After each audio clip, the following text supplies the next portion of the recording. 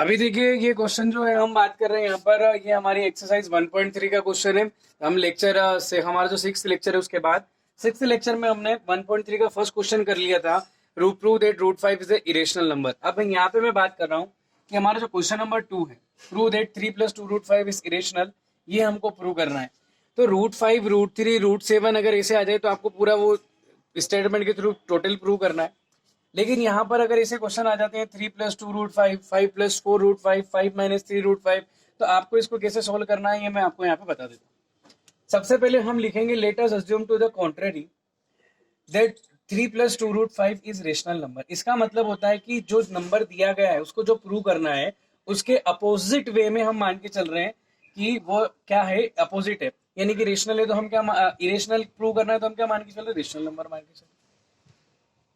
अगर ये हम रेशनल नंबर मान के चल रहे तो रेशनल नंबर को a/b के फॉर्म में रिप्रेजेंट कर सकते हैं क्या, a/b के फॉर्म में रिप्रेजेंट कर दिया। अब अगर हम a/b के फॉर्म में रिप्रेजेंट करते हैं, समझ में आ रही बात आपको, अगर हम a/b के फॉर्म में अगर इसको रिप्रेजेंट करते हैं तो ये एक रेशनल नंबर ऑब्वियसली हम मान के चल रहे हैं। इसलिए where b is not equal to 0, आप जानते हैं रेशनल नंबर में डिनोमिनेटर कभी 0 के इक्वल नहीं हो सकता। a and b are coprimes, a और b कोप्राइम्स है, तो आपको पहले भी मैंने बता दिया इसके पहले वाले क्वेश्चन में, कोप्राइम का मतलब होता है इन दोनों नंबर का HCF कितना होना, 1 होना, दोनों का HCF कितना होना, 1। फिर आगे हम चलते हैं, तो अपन ने क्या करा, ये 3 प्लस में था उधर भेजा, माइनस का हो गया, अपॉन में 1 लगाया, क्रॉस मल्टीप्लाई किया एज यू नो दैट। फिर उसके बाद में हमने इसको सोल्व किया तो ये आ गया 2 रूट 5, ये 2 मल्टीप्लाई में था, कहाँ पहुंच जाएगा, डिवाइड में इसके साथ जाके इंटू हो जाएगा, ये मल्टीप्लाई में इधर डिवाइड में आ जाएगा, इसके साथ इंटू हो जाएगा। रूट 5 इक्वल टू a-3b/2b, बहुत सिंपल प्रोसेस है। इसका इसमें मल्टीप्लाई किया, इसका इसका मल्टीप्लाई किया, नीचे दोनों का मल्टीप्लाई किया, बहुत सिंपल प्रोसेस है, ठीक है। अब यहाँ आने के बाद हमको इन स्टेटमेंट्स को ध्यान रखना है, बाकी सब कुछ इजी क्वेश्चन है। क्या लिखेंगे, a and b are integers, as we know that a और b क्या है यहाँ पर, इंटीजर्स, लेकिन b 0 के इक्वल नहीं है। इसके अलावा कुछ भी ले सकते हो। तो मैंने सपोज मान लिया a = 1 और b = मैंने मान लिया 2। यहाँ रख के देखेंगे क्या आता है, a की वैल्यू 1 - 3 × 2 और अपॉन में 2 मल्टीप्लाई कितना आ जाएगा, 2 आ जाएगा। 1 - 6 अपॉन 2 जाए कितना आ गया, 4, -5 कितना आ जाएगा,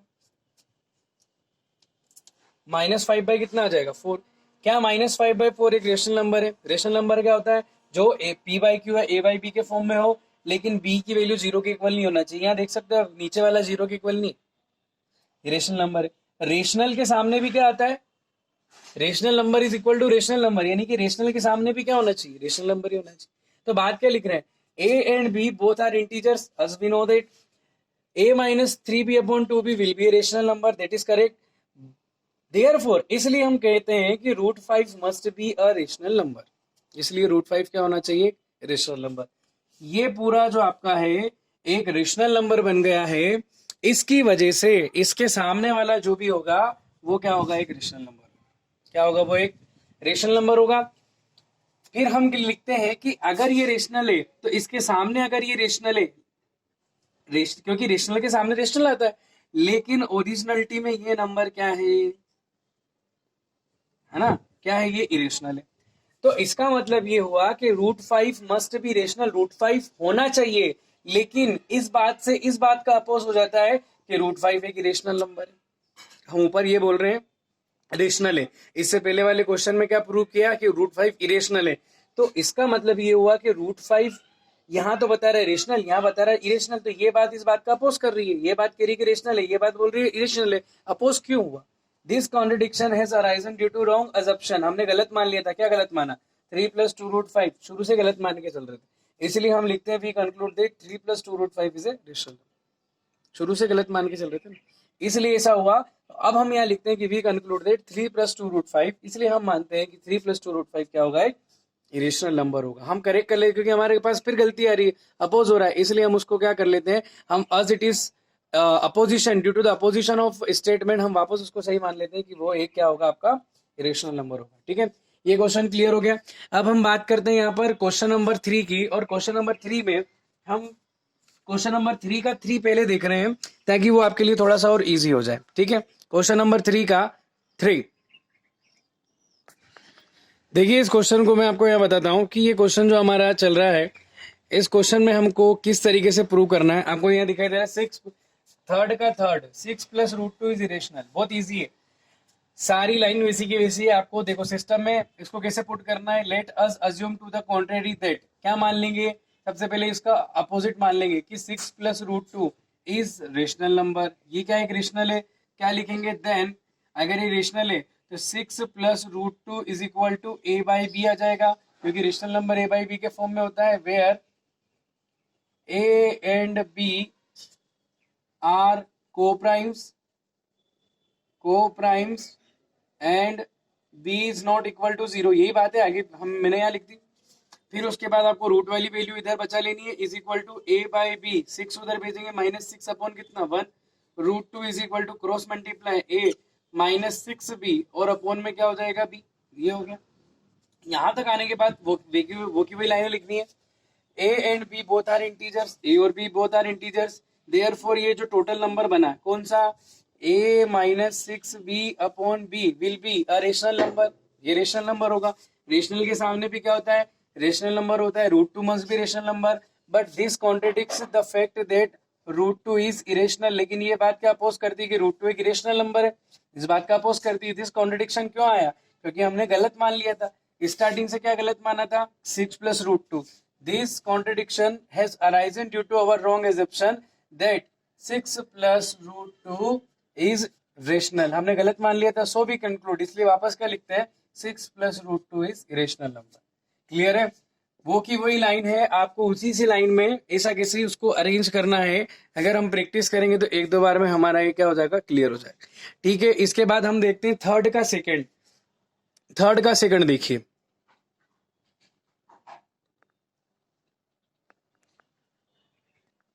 देखिए हमारे पास बन रहा है next question, prove 7 root two is irrational. सबसे पहले हम इसको क्या कर लेंगे, let us assume to the contrary that 7 root two is, क्या मान लेंगे हम, एक रेशनल नंबर, इसको मान लेंगे, इसको हम मान लेंगे कि ये क्या है, हमारा एक रेशनल नंबर।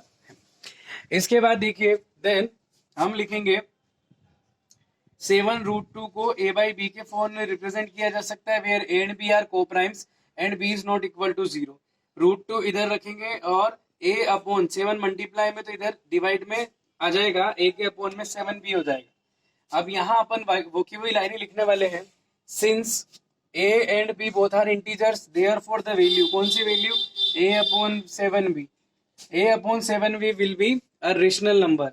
अगर ये रेशनल नंबर हुआ तो रेशनल के सामने भी क्या होता है, एक रेशनल नंबर होता है, therefore root two must be a rational number. ये root two must be a rational, लेकिन ये बात इस बात का अपोज करती है कि रूट टू जो है एक रेशनल नंबर है, तो इसका मतलब ये कॉन्ट्रडिक्शन क्यों आई थी, क्योंकि हमने गलत मान लिया था, क्या माना था गलत शुरू से, कि 7 रूट टू जो है एक इरेशनल नंबर है। So we conclude that the 7 root two, हमने शुरू ही गलत मान लिया था कि ये एक रेशनल नंबर है, so we conclude that 7 root two is a rational number. ये आपका क्वेश्चन प्रूव हो गया। अब हम बात करते हैं यहाँ पर फर्स्ट क्वेश्चन की। फर्स्ट क्वेश्चन अपना 1 बाय कितना, root two, 1 by root two हम यहाँ पर देखते हैं। ठीक है, क्वेश्चन नंबर थर्ड का फर्स्ट देखिए, सबसे पहले अपन बात करते हैं यहाँ पे, क्वेश्चन है हमारा prove that 1 upon root two is irrational. अब ये इरेशनल है तो सबसे पहले अपन क्या लिख लेते हैं, let us assume to the contrary, solution में इसका सॉल्यूशन देखिएगा, let us assume to the contrary, क्या मान लेंगे, that 1 upon root two is rational, ये एक रेशनल नंबर मान के चलते हैं, तो 1 upon root two is equal to कौन से फॉर्म में, a बाई बी के फॉर्म में रिप्रेजेंट कर देंगे, where b is not equal to 0 and a and b are coprimes, दोनों को प्राइम्स। ठीक है, क्या करना चाहिए, अब सबसे पहले अपन मान रहे हैं कि b is not equal to, यहाँ पर अपन ने लिख दिया 0। हम क्या करेंगे, जैसे कि यहाँ पर आपका कोई भी रेशनल नंबर है 1 अपॉन रूट टू, इसकी अपन रेशनलाइजिंग कर देते हैं, इससे क्या होगा कि हमारे पास रूट टू, हमने root two root three prove किया है, तो उसके अकॉर्डिंग हम इसको सोल्व कर लेंगे। 1 अपॉन रूट टू की मैंने अब नेक्स्ट स्टेप में रेशनलाइजिंग करी, root two into root two is equal to A by कितना b, यहाँ हो जाएगा आपका रूट टू और अपॉन में आ जाएगा कितना 2 is equal to A by कितना आ जाएगा b, root two is equal to आ जाएगा आपका 2a और अपॉन में कितना हो गया b। इसको रूट टू बनाने के लिए इस साइड को हमने ये रेशनलाइजिंग करी है। ऐसा क्यों? ऐसा इसलिए क्योंकि हमको रूट टू की पता है कि ये रेशनल नंबर है। अब हम वो की वही लाइन फिर रिपीट कर सकते हैं। क्या रिपीट कर सकते हैं? ये देखें, since a and b both are integer, दोनों इंटीजर है, इसलिए 2a अपॉन बी जो टोटल होगा 2a upon b will be a rational number. Rational के सामने जो नंबर है वो भी रेशनल नंबर, इसलिए अगर ये रेशनल हो जाता है तो ये इस बात का अपोज करेगा कि रूट टू एक रेशनल नंबर है। तो दिस कॉन्ट्रडिक्शन इसलिए आई है क्योंकि हमने माना ही गलत था। क्या गलत मान लिया था? कि 1 अपॉन रूट टू क्या है? एक रेशनल नंबर है। इसलिए हम फिर से कंक्लूड ये निकालते हैं कि 1 अपॉन रूट टू जो है वो क्या हो जाएगा? एक इरेशनल नंबर हो जाएगा। ये इस तरीके से क्वेश्चन नंबर 3 और आपकी जो एक्सरसाइज है एक्सरसाइज 1.3 खत्म होती है। अब हम देखते हैं एक्सरसाइज 1.4। 1.4 को समझने से पहले हमको कुछ बेसिक टर्म को समझना पड़ेगा और इसके एग्जाम्पल जो है ये आपको करना है, एक्सरसाइज के एग्जाम्पल।